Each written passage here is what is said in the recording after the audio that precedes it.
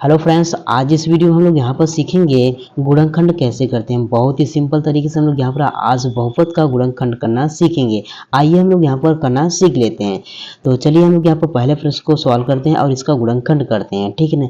तो हमारे पास दिया गया है एक्स स्क्वायर प्लस में 5x प्लस में 6, इसका क्या करना हमको यहाँ पर गुणनखंड करना है। तो कैसे करेंगे, तो ध्यान से देखना मेरे दोस्तों, आपको गुणनखंड करना आ जाएगा, ठीक है ना। तो देखो, आपको सबसे पहले आपको यहाँ पर एक्स स्क्वायर के साथ जो भी है उसका आपको यहाँ पर गुणा को यहाँ पर लास्ट में नंबर 6 से करना है। देखो, एक्स स्क्वायर के साथ कुछ भी नहीं, तो यहाँ पर हम लोग एक्स के साथ 6 के साथ कुछ किसी का भी गुणा नहीं करेंगे, ठीक है ना। तो जैसा है तो यहाँ पर 6 इस तरह से आपको यहाँ पर लिख देना है, ठीक है ना। अब क्या करना है, 6 को ऐसे दो भागों में तोड़ो, 6 को ऐसे दो भागों में तोड़ो कि गुणा करे तो हमारे पास यहाँ पर संख्या स्वयं 6 आना चाहिए, और जोड़े तो हमारे पास क्या आना चाहिए, हमारे पास यहाँ पर 5 आना चाहिए, ठीक है ना।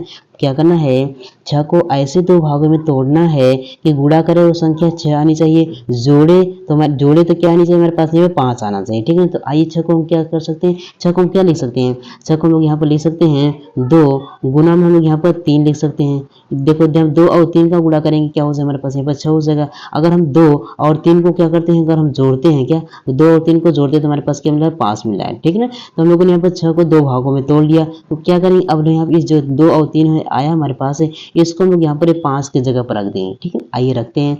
तो देखो, हमारा एक्स स्क्वायर जैसा है ऐसा ही रहेगा, एक्स स्क्वायर प्लस में क्या हो जाएगा, अब 5x की जगह हमको क्या लिखना है, यहाँ पर 2 प्लस में 3x, क्या लिखना है, प्लस में 3, ठीक है ना। तो यहाँ पर लिखेंगे 2x प्लस में यहाँ पर 3x, ठीक है ना, और प्लस में क्या हमारे पास यहाँ पर 6 है, इस तरह से कर दें, क्योंकि 2x प्लस में 3x को जोड़ेंगे तो हमारे पास यहाँ पर 5x आएगा, ठीक है ना। अब क्या करेंगे, हम लोग यहाँ पर दो पद का एक जोड़ा बना लेंगे, ठीक है ना। तो यहाँ पर एक जोड़ा बन गया, इसी तरह से हम लोग यहाँ पर दो पद का एक और जोड़ा बना देंगे। अब क्या करेंगे, पहले वाले पद से आपको यहाँ पर उभयनिष्ठ लेना है, क्या लेना है, उभयनिष्ठ, मतलब यहाँ पर कॉमन लेना है। अब देखो, यहाँ पर एक्स स्क्वायर इसमें भी है और यहाँ पर ये 2x इसमें भी है, मतलब कॉमन का मतलब होता है जो दोनों में हो। देखो, x इसमें भी दिख रहा है और x इसमें भी दिख रहा है, तो यहाँ पर आपको कॉमन क्या दिख रहा है, यहाँ पर x कॉमन दिख रहा है, तो आपको इस तरह से कॉमन x लेना है। अब इसका x का भाग आपको यहाँ पर एक्स स्क्वायर को में देना है, जो बचेगा तो आपको यहाँ पर लिखना है। तो x का भाग एक्स स्क्वायर में देगा, क्या बचेगा, यहाँ पर 2x है, तो यहाँ पर x का एक x कट जाएगा तो क्या बचेगा, हमारे पास यहाँ एक x बचेगा। अब इसके प्लस से आपको यहाँ पर प्लस करना है। इसी तरह से x का भाग आपको यहाँ पर 2x में देना है, तो x का भाग 2x में देंगे तो यहाँ पर एक x कट जाएगा तो हमारे पास क्या बचेगा, सिंपल 2 बचेगा, तो आपको इस तरह से 2 लिख देना है। अब इसके इस तरह से कोष्टक बंद करना है। अब इसी तरह से आपको यहाँ पर इस वाले में भी आपको यहाँ पर कॉमन दिखना है, ठीक है ना।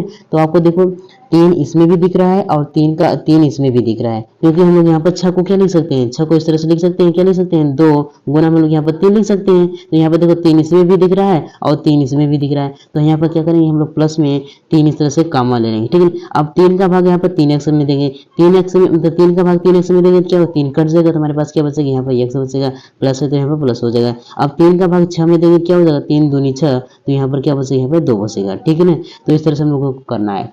अब देखो यहाँ पर, अब इसके बाद आपको यहाँ पर चेक करना पड़ेगा, अगर इन दोनों का मान अगर सेम आता है, इसका मान और यहाँ पे इसका मान सेम आता है तो आपने गुणनखंड सही किया, अगर इन दोनों का मान सेम नहीं आता तो आपने गलत किया है, ठीक है ना। तो ये दोनों का मान सेम होना चाहिए।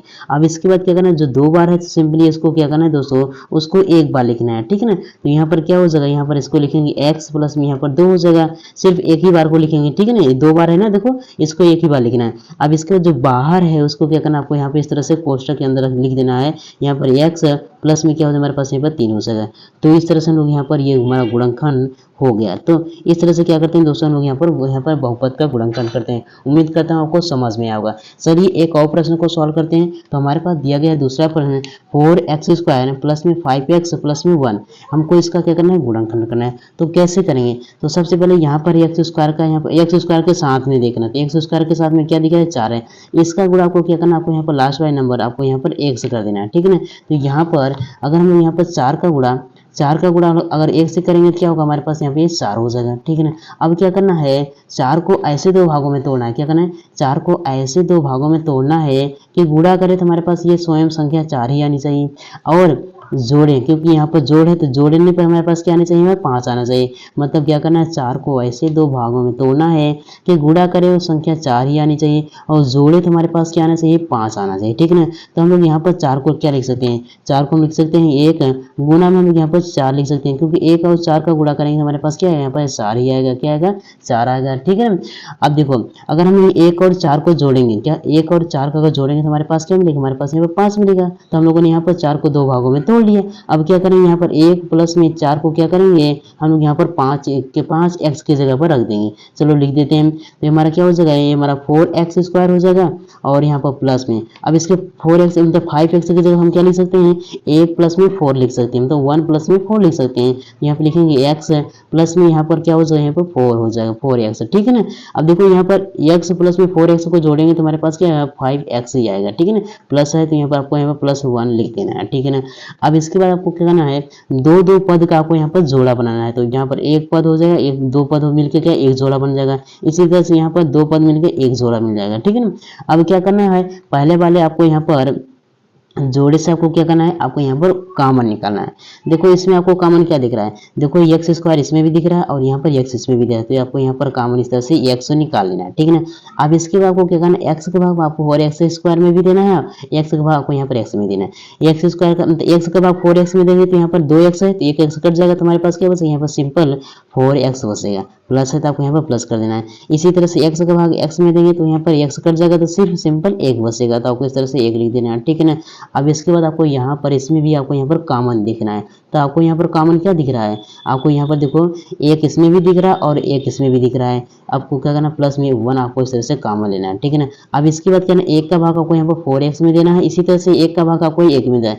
1 का भाग 4x में देंगे तो वही रहेगा, 4x ही रहेगा। इसको 1 का भाग 1 में देंगे तो क्या हो जाएगा, यहाँ पर 1 ही रहेगा। ठीक है ना। इस तरह से अब देखो यहाँ पर इन दोनों का मान सेम है, 4x प्लस में 1 इसमें भी है और 4x प्लस में 1 इसमें भी है, तो हमारा गुणनखंड सही है। अब क्या करेंगे, जो 2 बार है सिंपली क्या करेंगे, उसको एक बार लिखेंगे, तो क्या हो जाएगा, यहाँ पर 4x प्लस में यहाँ पर 1 हो जाएगा। ठीक है ना।